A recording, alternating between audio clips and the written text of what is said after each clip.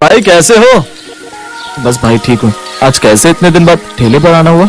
बस भाई कुछ दिनों के लिए बच्चों को लेकर गांव चला गया था और कल ही आया था, और आज बच्चों ने बोलकर भेजा है कि शाम को घर आते वक्त मैं उनके लिए तुम्हारे तवा चिकन और रोटी लेकर आऊँ। भाई बड़े दिन हो गए तुम्हारे हाथ का खाए हुए। क्यों नहीं भाई, जरूर लेकर जाओ। कितनी प्लेट पैक करनी है? 3 प्लेट पैक कर दो नीरज भाई बस। और फिर नीरज 3 प्लेट तवा चिकन रुमाली रोटी पैक कर देता है, जिसे लेकर वो आदमी घर चला जाता है। पाल चौक पर 2 ठेले लगते थे। नीरज चिकन और रुमाली रोटी बेचता था और गौरव कबाब और चिकन सूप बनाकर बेचता था। नीरज के ठेले पर भीड़ लगी रहती थी और गौरव के ठेले पर बहुत कम लोग कबाब और सूप पीने आते थे, और जो लोग थोड़े बहुत खाकर भी जाते उनके पेट में दर्द शुरू हो जाता, जिससे उसकी बिक्री बहुत कम होती थी। फिर एक दिन गौरव मन ही मन सोचने लगता है, ऐसा क्या है इसकी तवा चिकन और रुमाली रोटी में जो सब लोग इसके यहीं पर खाना पसंद करते हैं? और सिंपल सी तवा चिकन और रुमाली रोटी तो होती है इसकी, वो भी बिना बटर लगी हुई, और लोग फिर भी इसके ठेले पर जाना पसंद करते हैं। और एक मैं कबाब में कितना भी बटर लगा लूं, कितना भी अच्छे से सूप बना लूं, लेकिन लोग फिर भी मुझे गालियां ही सुना कर जाते हैं। कुछ तो राज है इसकी तवा चिकन रुमाली रोटी में, और मुझे वो पता लगाना ही होगा। और ऐसे ही नीरज का ठेला अच्छा चलता रहा और गौरव का काम ठप होता चला गया। ये देखकर गौरव अंदर ही अंदर उससे जलने लगा। और फिर एक दिन नीरज किसी काम से कहीं गया हुआ था, तो उस रोज वो अपनी पत्नी सरगी को ठेले पर बिठाकर चला गया। शाम को नीरज को लौटने में देर हो गई। हे भगवान, ये ग्राहक आने शुरू भी हो गए और नीरज अभी तक आए नहीं, और मैं उनके आने से पहले किसी को तवा चिकन रुमाली रोटी भी नहीं दे सकती, क्योंकि उन्होंने मुझे कुछ भी सामान बेचने से मना किया हुआ है। सरगी को देखकर गौरव समझ रहा था कि कुछ न कुछ बात तो है जो सरगी के चेहरे पर इतनी चिंता है, और फिर गौरव उस पर लगातार नजर रखता गया। थोड़ी देर बाद ही नीरज हाथ में एक काले रंग की पन्नी लेकर लौटा और सरगी के कान में कुछ कहकर उसको वो काला पानी दे देता है। और सरगी नीरज से कहती है, इतनी देर कहाँ लगा दीजिए, ग्राहक आ गए, वो कब से आपका इंतजार कर रहे थे, और आपने मुझे उन्हें सामान देने से भी मना किया था। ये बातें करने का समय नहीं है सरगी। अब इस पन्नी से ये जादुई पाउडर निकालकर इस तवा चिकन में डाल दो। सरगी जल्दी से काली पन्नी खोलती है और उसके अंदर जो पाउडर होते हैं उसको चिकन में डाल देती है और फिर सबको देना शुरू करती है। एक तो मैं यहाँ अकेली थी, ऊपर से ग्राहकों की भीड़, और फिर गौरव की गंदी नजर। लेकिन तुम जानती हो ना कि अगर मैं नहीं चाहता तो हमारी ग्राहकी कम हो जाती। जो भी कमाल है इस पाउडर का, अब इस बारे में किसी से कुछ नहीं कहना। और ऐसे धीरे धीरे समय गुजरता गया और उनकी खूब अच्छी आमदनी होने लगी, जिससे वो लोग झोपड़ी से पक्के मकान में आ गए। लेकिन उनका ये राज किसी को पता नहीं था कि कुछ ही साल में उनकी आमदनी इतनी अच्छी कैसे हो गई। अरे सुनिए, अब आप जल्दी जाइए और वो जादुई पाउडर ले आइए, ग्राहकों के आने का समय हो गया है। उस रोज भी नीरज पाउडर लेने चला जाता है। दरअसल वो एक जादुई पाउडर उस तवा चिकन में डालता था, जिससे उसकी खुशबू दूर दूर तक जाती थी और उसका स्वाद लाजवाब हो जाता। लेकिन उस रोज गौरव उसका पीछा करने लगता है। आज तो मैं इसका राज पता लगा कर ही रहूंगा। यही वो समय है जब नीरज रोज कहीं जाता है और फिर लौटकर सरगी के हाथ में कोई काली पन्नी लाकर देता है।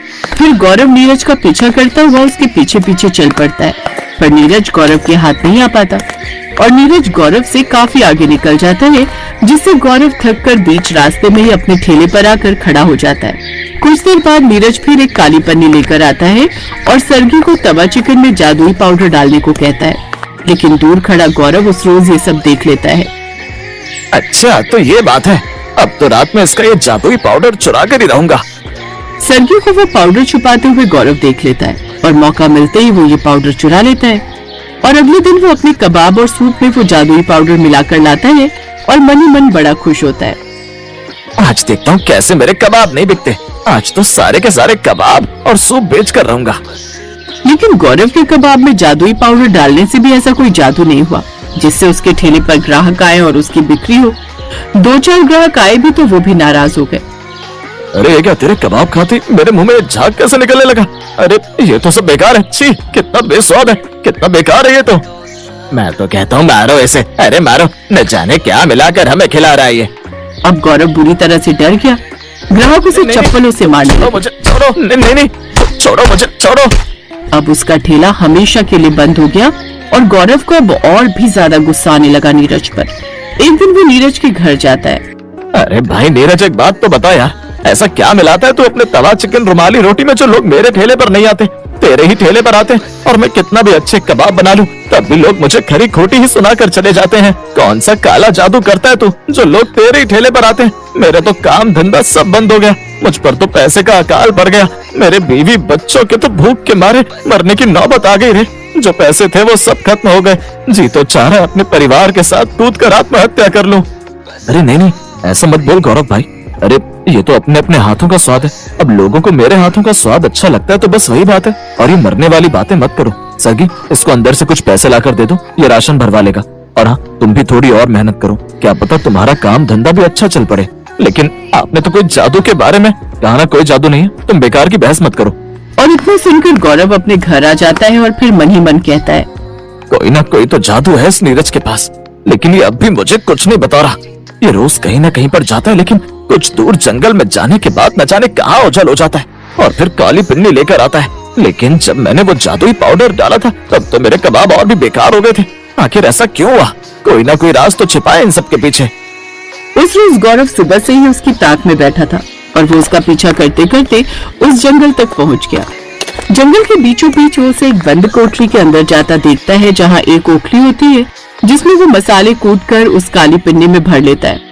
गौरव उसे रंगे हाथों पकड़ लेता है। अच्छा, तो ये है तेरा वो राज, वो काले जादू का कमाल। तुम अपने ठेले पर लोगों को बुला बुला कर भीड़ लगवाते थे।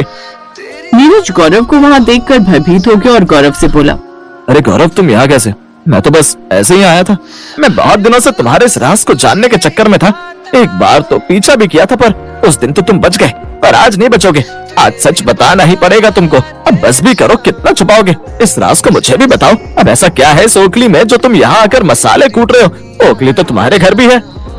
ज्यादा पूछने पर नीरज उस ओखली के राज को गौरव को बता देता है। ये घर एक बूढ़ी अम्मा का था और उनको तवा चिकन रुमाली रोटी बहुत पसंद थी। वो अक्सर मेरे ठेले पर खाने आती थी, पर एक दिन उनकी मौत हो गई और मरते समय उन्होंने मुझे आशीर्वाद दिया। जब तू मेरी ओखली में अपना तवा चिकन रुमाली रोटी के लिए मसाले कूट कर ले जाएगा, तब से तेरा ठेला बहुत अच्छा चलेगा और तेरे ठेले पर ग्राहकों की भीड़ ही भीड़ रहेगी। और एक दिन तू इतना अमीर बन जाएगा कि अपनी खुद की दुकान खोल लेगा। बस यही सच था। मैं यहाँ डेली मसाला कूट कर ले जाता हूँ और जाकर तवा चिकन रुमाली रोटी में डाल देता हूँ, जिससे मेरी बिक्री बहुत अच्छी होती है और मेरा तवा चिकन रुमाली रोटी का टेस्ट दोगुना हो जाता है। बस यही अम्मा का जादू है। पर एक दिन जब तुम मसाला लेकर आए थे तो कुछ बचा हुआ मसाला मैं चुरा कर ले गया था और अपने कबाब में डाल दिया था, और लोगों ने फिर भी मुझे खरी खोटी सुनाई और मारा भी। तभी से मेरा ठेला ही बंद हो गया। थोड़ी देर बाद उस कोठरी में रखी ओखली में से एक हंसती हुई बूढ़ी औरत की आवाज आई। अरे क्या हुआ गौरव, तेरे कबाब का टेस्ट नहीं बढ़ा था क्या? पता है क्यों? क्योंकि तू लालची है, लालची, और एक नंबर का कंजूस इंसान है।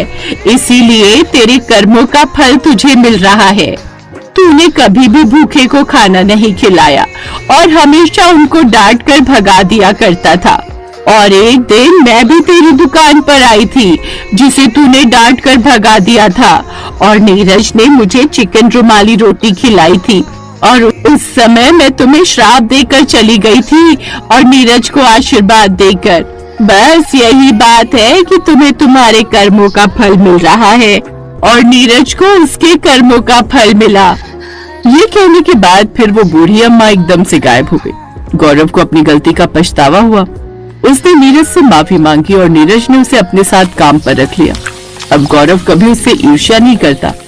नीरज का काम और भी अच्छा चलने लगा।